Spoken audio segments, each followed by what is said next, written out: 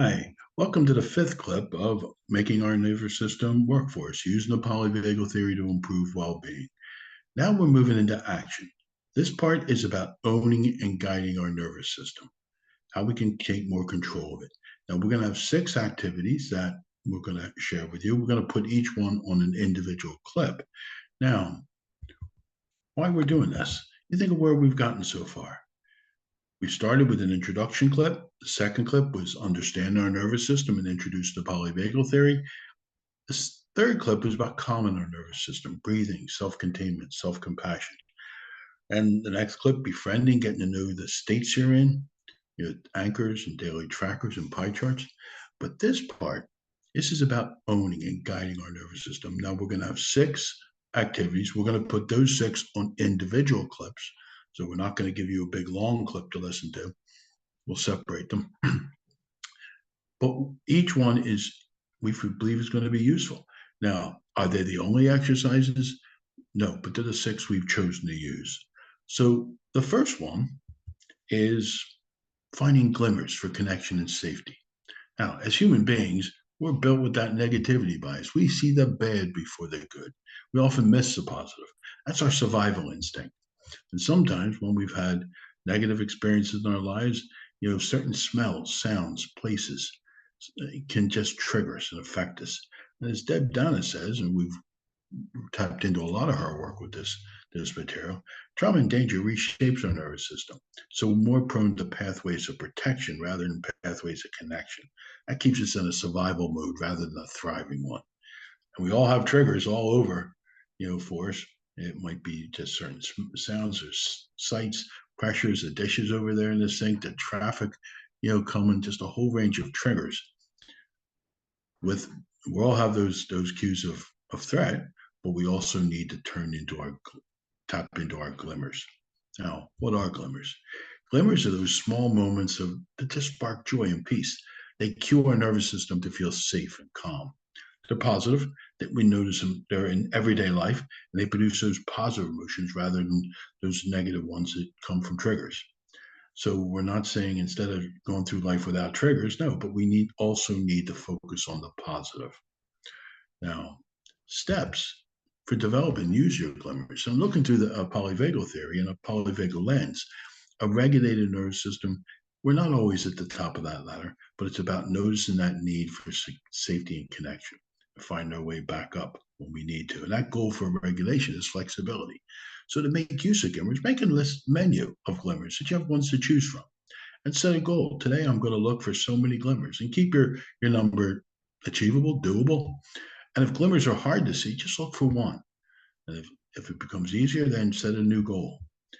And every day, glimmers happen regularly, but because they're small micro moments, we have to look for them. Notice when you feel that spark of feeling safe and connected, that ventral vagal that we've mentioned. And when you notice a glimmer, stop, appreciate it. Acknowledge a glimmer when it happens, call it what it is. There's a glimmer.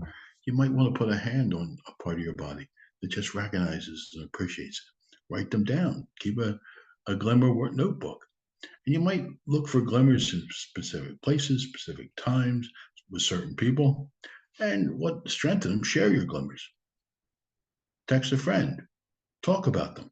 Share your glimmers with others. Create a family ritual of looking for glimmers. This also might help you get new ideas. Now, we're all different. Different people find glimmers in different ways in different places. But here's just a few examples. And you find your own. Smell of cut grass, spotting a rainbow or a beautiful skyline, a particular something in nature.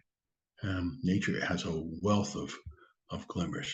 Seeing your grandchild or child smile, a random act of kindness. What your pets bring us, if you have a dog, a cat, a horse. Something from your spirituality or religious beliefs. Doing something creative, a hobby, just something you enjoy doing. Getting together with friends, family.